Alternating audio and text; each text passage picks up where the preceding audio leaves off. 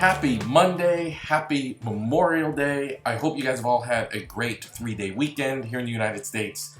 This is a holiday that we call Memorial Day, and I hope you guys are enjoying this day. Today, we're going to open up our week talking about overcoming obstacles, overcoming setbacks. And I've had a lot of setbacks in my life and a lot of experience overcoming them. So I'm super excited to get into this week. So please let me welcome you back to the aha moments where every day I share the lessons I've learned in my work as a psychotherapist and in my life to inspire you to live your very best life. Of course, I'm your host, Elliott Connie, and I'm super excited to be here with you today. So let me tell you about a really significant setback I had in my life and how I overcame it. My undergraduate years were very, very difficult. I was struggling with depression and anxiety. The transition from a childhood riddled with trauma and abuse into adulthood was very, very difficult. I went to college. I was in college for a year, and then everything culminated, with suicidality and depression, and it was a real struggle. My mom had some issues and decided to move from Massachusetts, my hometown, to Texas, and we moved to a place called DeSoto, Texas. And I transferred schools. So step one of overcoming obstacles was when I moved from University of Massachusetts, Dartmouth, which is where I was going. I was so afraid to not be in college. I thought if I take a year off, I might not start up again. So I enrolled in a local community college for a year. And I literally did that just to keep the ball rolling. So one of the lessons I want you to get on how to overcome setbacks is to keep moving, keep momentum. Momentum is one of the most important things on the journey towards success. So just keep momentum. And at the time I was 19 years old and I just was so terrified that if I moved to Texas and don't immediately resume my college studies, I may not pick back up. So I went to a local community college.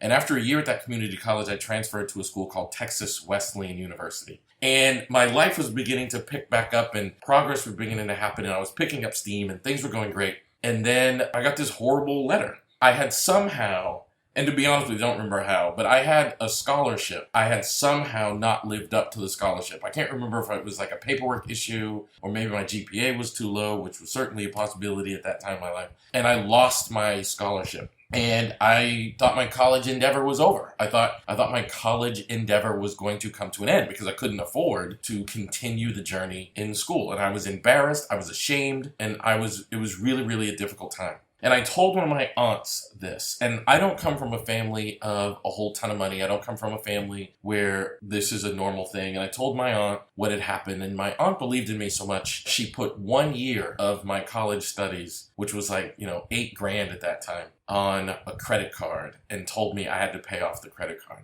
And to this day, I'm so grateful that happened because had that not happened, my college pursuit, my university pursuit would have ended right then. But my aunt was willing and able to put this on her credit card, invest in me, and I had to perform, and I had to grow up, and I had to be serious about school. I had to be serious about paying this debt off. I had to become the person that I needed to become. It was amazing. It was an amazing, hard, but amazing experience to be able to do that. I eventually graduated. I paid off that credit card and went on to get another degree. I got a master's degree and the rest was history. But in order to overcome that setback, I think I learned 2 really critical lessons. The first lesson I learned was momentum matters, so keep going. If you're going to start working on a goal, make sure you keep going because the moment you stop, you lose momentum and it's hard to restart. The second thing I learned was honesty and transparency are important. You tell your support system around you because you never know what people believe in you so much that they're willing to invest in you and help you. Maybe not just financially, maybe they're willing to invest in you with their time and their love and their support. And I think the third lesson I learned is it's okay to accept help. I think it's okay to admit when the thing you're working on you cannot do alone and to accept help. But once those things happen, you start tapping into your own resilience. And everyone has resilience. You start tapping into your own resources and then you're able to become successful. So when I think about overcoming setbacks, I always think about that year in college when I really thought my pursuit of an undergraduate degree was going to come to an end and how it didn't. And I ultimately continued on and I got a degree and it changed my life.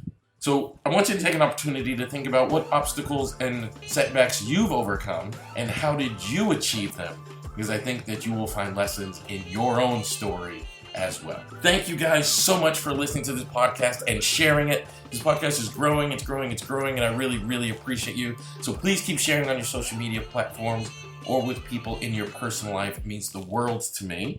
And don't forget to subscribe. You can do that on Apple Podcasts, Spotify, Simplecast, wherever it is you listen to your podcast. Have a great Monday, and I look forward to seeing you tomorrow.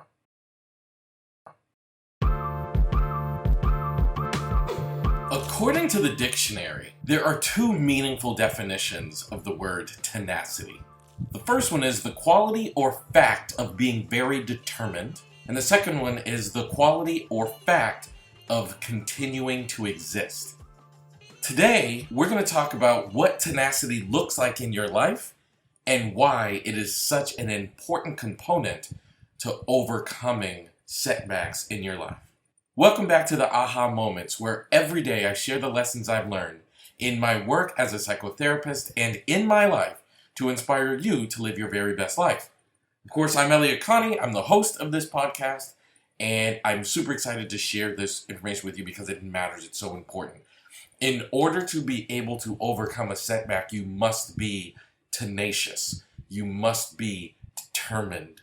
You must continue to exist. So let me kind of get into where tenacity for me was a really, really big deal. Where being tenacious was the skill that I drew upon to be successful and hopefully be able to ignite your ability to be tenacious too. But before I even get into that, I want to tell you, people often ask me, Elliott, I want to be successful in similar ways that you have. Like, I want to write a book. I want to run a big business. I want to, get degrees. And like they want me to like tell them how to do it. Like, oh, if you want to do that, then here are the steps. But it's actually not about the steps. It's not about the process. It's not about, like, if you want to be successful like me, go to the university I went to, contact the people that I like. That's not what it is. It's like the intangible stuff that makes you you. That's actually how you become successful. So I'm going to talk to you about like how being tenacious helped me in business. When I graduated, so the first business I ever had was setting up a psychotherapy practice. When I graduated from school, I set up a psychotherapy practice. Now, the rule of thumb that people would tell me was it takes 2 years to be able to draw a salary that you can live off of from your therapy practice. But I needed mine to be successful much quicker than that. Like, I needed success within like 6 months. So I quit my agent. I worked at an agency at the time, and I quit that job. I got a lease at an office, and I bought like $10,000 worth of furniture so I could furnish that office. Luckily, I had a roommate I could share the office with. I would share the suite with. I had my own office, and she had her own office. Her name was Gina. Shout out to Gina if you're listening to this. And that was it. So that's where we went. And it was super hard, and I set these small goals. Like, by the end of the first month, I wanted to be averaging 5 clients a week. And by the end of the second month, I wanted to be averaging 10 clients a week. And by the end of the third month, I wanted to be average. And I figured out that I needed an average of 12 clients a week to be able to pay myself a salary and live my life. And it was hard. It was very, very hard. But I did it. I was able to hit those goals. Like after first month, which my first day in practice was September 4th. By the end of September, I had 5 clients that week. And by the end of October, I had 10. By the end of November, I had 15. And I was so excited. And then December happened. And Christmas slowed things down, and I went from 15 clients a week to like 2. And then January came, and I was able to build back up and then continued to build from there. And lots of people were going into therapy practices and not doing well. A lot of my cohort from graduate school were trying to open private practices, and they weren't being successful. And they would ask me, like, Elliott, how did you take this risk? One of the reasons that I was being successful is I went all in, and I was so persistent. I just 100% refused to give up. And they would ask me, how did you do it? They wanted me to tell them, well, I put my practice on these websites and I marketed to these doctor's offices.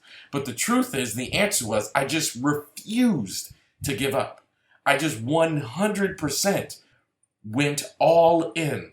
When everybody else, and I could see them, man, like, at that time, Facebook and social media were becoming a thing. And I'd be sitting in my office working, and I could see on Facebook that they were going to movies and going to happy hours and playing Texas Hold'em. And I was in my office working, trying to figure this out. And people would call me and they'd say, hey, can I meet with you just so you could talk to me about how to be successful in private practice? And my answer was always the same. I would say, yes, I will happily meet with you.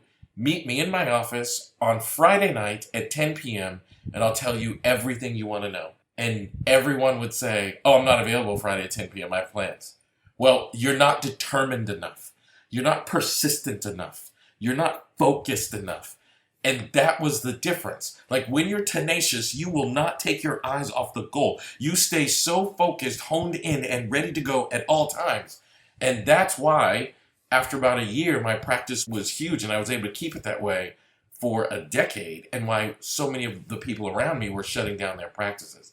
Be focused, be tenacious, refuse to give up. That is the greatest way to ensure you will achieve your goals. So I hope this helped. I hope you realize that success is not a step-by-step process. This success is you leaning in on your personal characteristics and traits, and tenacity is one of the most important ones.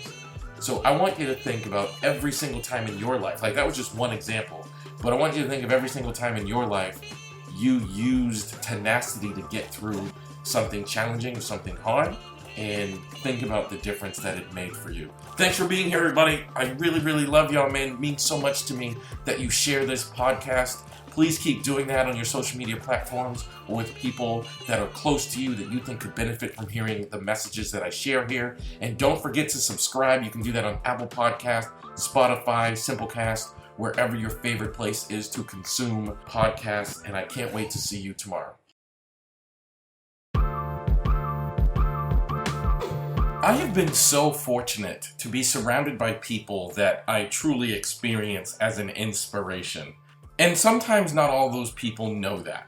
There's a person that I watched deal with a very difficult circumstance, and it inspired me when I watched it happen, and it inspires me to this day. And today I'm going to talk to you about who that person is, what they did, and why they're so inspirational, in the hopes that it inspires you too. So welcome back to the Aha Moments, where every day I share the lessons that I've learned in my work as a psychotherapist and in my life to inspire you to live your very best life. Of course, I'm your host, Elliott Connie, and we're continuing our conversation about overcoming challenges and setbacks. I want to tell you a personal story about somebody that I met in graduate school. To be honest, I'm not sure I ever told this person how much they inspired me and how much I watched them and respected them. I've lost contact with this person. Graduate school was almost 20 years ago at this point, but I still think about them and I still think about what they overcame and what they did. The person's name was Yarib. And when I was in graduate school, Yarib had just come to the United States. And I don't remember what country, to be honest. It was a Middle Eastern country where there was war going on. And Yarib wanted to become a counselor because he wanted to help people in his country heal. That gives you a window into the kind of person Yarib is. It gives you a window into the type of person he was. He wants to go and provide mental health services to the people in his war-torn country so that they can heal and get and be better. That's who this guy was. But he didn't speak English when he came to America. And graduate school comprehension of reading and writing is significant. It's not a small thing. You have to be kind of high level proficient at these things. He did not speak English, not a lick of English. A year later, he's in graduate school with me, and he's getting top marks. He's getting really, really high grades. He's writing papers. Yarib is a top student. He speaks with an accent, but clearly fluent. At the time, I really didn't know that he'd only been in America for a year and had only been exposed to English for a year. We get to the end of our graduate program, and we had a comprehensive exam, which they take the 2.5-year program, and they give you a test about everything you learned in the 2.5-year program. And it's hard. It's really, really challenging. For all of us, it's hard. So we go take the test, and in my cohort, there were 9 of us. We go take the test, and it was this ridiculously hard test. And Yarib scored the highest score. It was unbelievable. And I was so blown away by Yarib's score that I asked him, how did you do this? And he talked about his studying methods. He told me what he did. And then he chuckled and he said, you wouldn't believe I've only been speaking English for 3 years or something. And I was like, what? 3 years ago, it was a year before you entered this program. And he said, yes. I said, Yarib, how did you learn English so proficiently that you could later, very soon later, accomplish a master's degree. And he told me that he went to Best Buy and he bought the I Love Lucy's DVDs and he sat and watched them until he could understand English. I mean, that blows me away. That completely floored me. Said I did this until I could understand English, and then here I am with you guys taking this test and doing these things. And I remember thinking, like, if Yared can do that, I can do anything. And what drove him was his passion to learn counseling so he could bring it back to his native war-torn country and help his people. And I realized, like, part of what helps people overcome setbacks and overcome challenges is the thing that drives you to do so. I'm not sure Yared could have done that if the motivation was like, I just want to get coffee or I just want to get a job. But Yared had this like higher calling purpose, and it made him capable of doing this thing that was so incredible. To this day, I'm in awe of it. When I find myself working with clients or even in my personal life facing really challenging things, I still remember Yared doing that incredible thing and demonstrating how strong and resilient you can be if you want something bad enough. So I want you to take a moment and think for a second and just think, what could you learn from the story I just told you with Yared? And what have you learned from the people around you that have motivated and inspired you in the way they've overcome setbacks? Because I think if we can watch those things, if we stay inspired too. Thank you so much for listening and sharing this podcast on your social media platforms. Please keep doing that and share it with people in your personal life. It means the world to me. And don't forget to subscribe. You can do that at Apple Podcasts. You can do that at Spotify. You can do that at Simplecast. You can do it all over the place, wherever it is you listen to your podcast. And I'd love to hear from you guys. So you can send me a text message at 972-426-2640. I'd love to hear from you guys. And I cannot wait to see you tomorrow.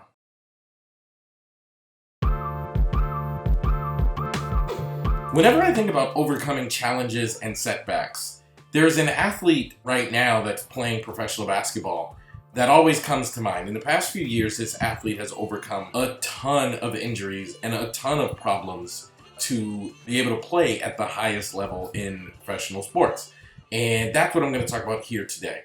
So I want to welcome you back to the aha moments where every day I share the lessons I've learned in my work as a psychotherapist and in my life to inspire you to live your very best life. Of course, I'm your host, Elliott Connie, and the athlete I'm talking about is a guy named Klay Thompson. Now, Klay Thompson plays for the Golden State Warriors, and the Golden State Warriors have built themselves to be an epic success. I mean, every year they were playing for the league championship in the NBA. His teammate was a guy named Steph Curry, who might be the most popular basketball player in the world right now.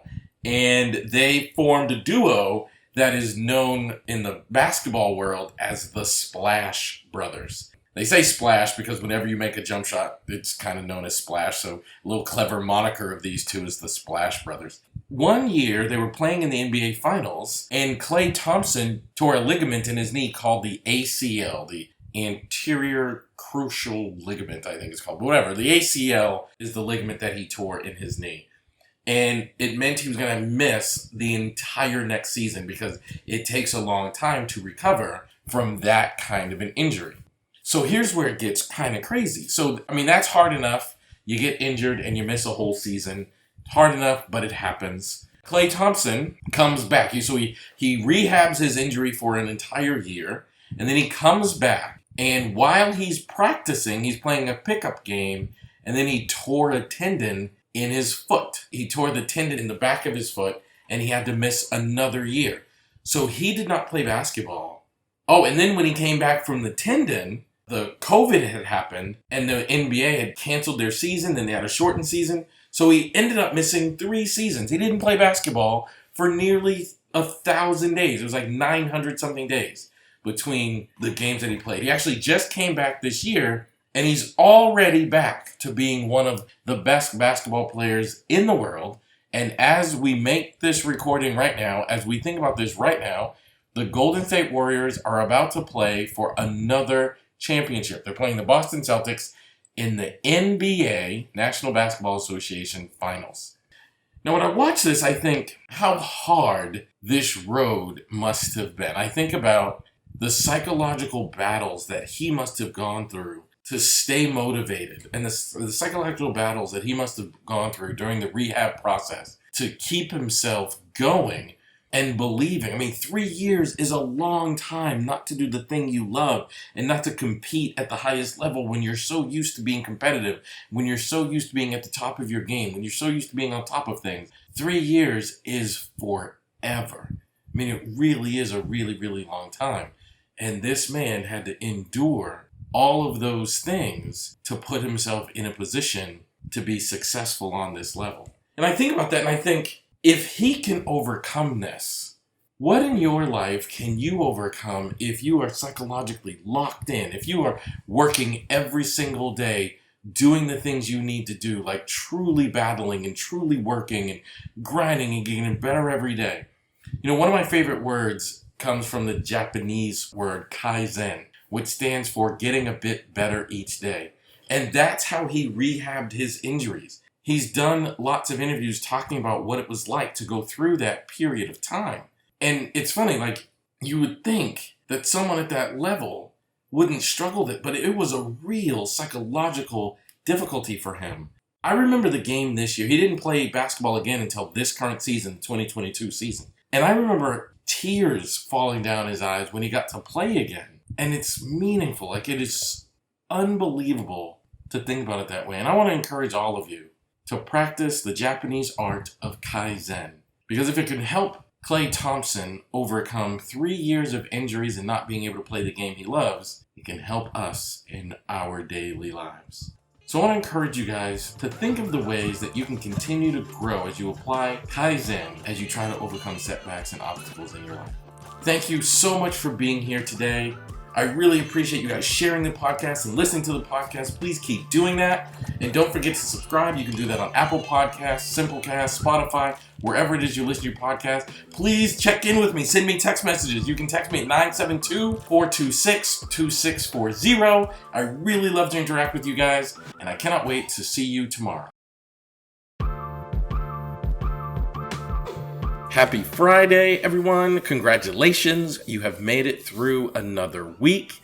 I hope you're looking forward to a great weekend and also looking forward to today's podcast where we are going to be wrapping up our topic of talking about overcoming setbacks and obstacles. And today, I want to inspire you. I want to give you some information.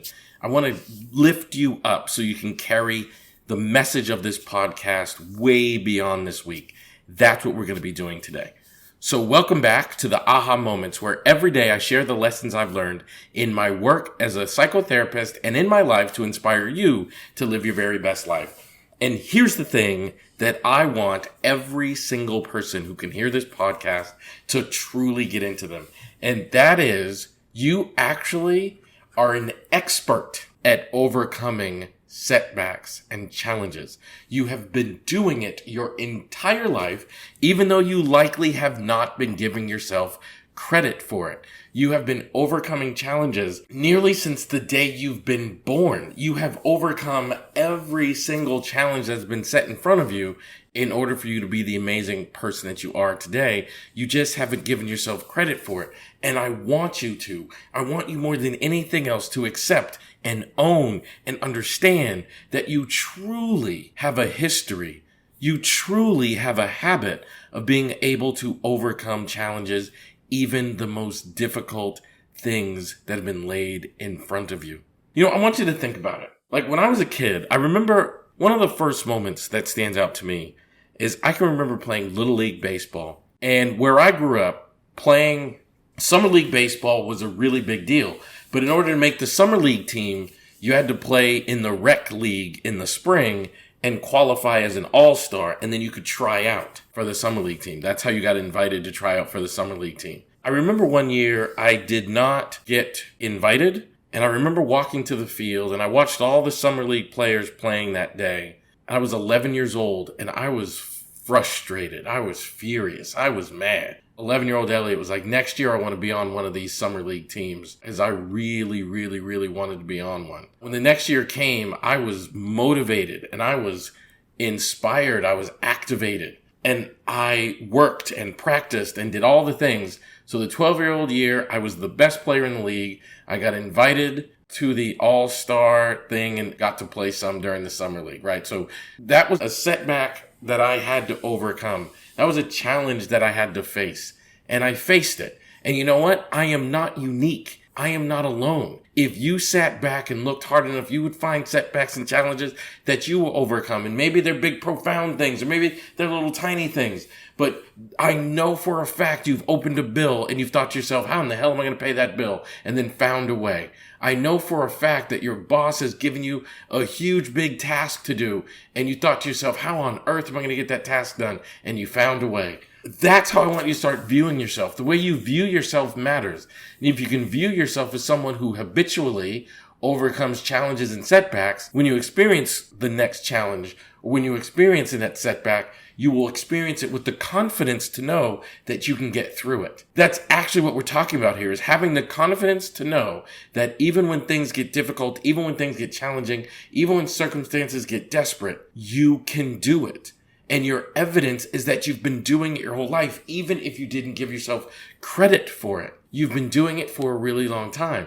That lesson I learned when I was 11, that started when I was 11 and culminated when I was 13, it sticks with me to this day. It's one of the things that drives me. It's one of the biggest contributors to my work ethic to this day, is that lesson I learned as a young man back when I was 11. And I'm not alone. I'm not special. I'm not a unicorn.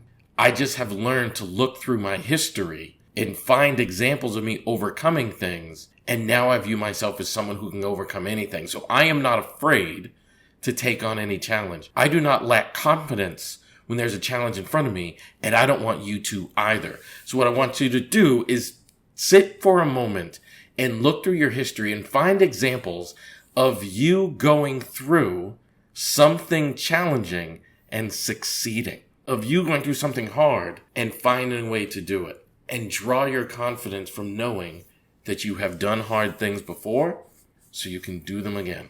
So thank you so much for being here today. It means the world to me you'd spend this time with me. Please continue to share this podcast on your social media platforms, or with at least one person that you think could benefit from hearing this message today. And don't forget to head on over to Spotify, Apple Podcasts, Simplecast, wherever it is you listen to your podcast, wherever you're hearing my voice now, and subscribe. And I can't wait to see you on Monday, where we're going to be talking about the importance and power of expressing feelings. So have a great weekend. See you Monday.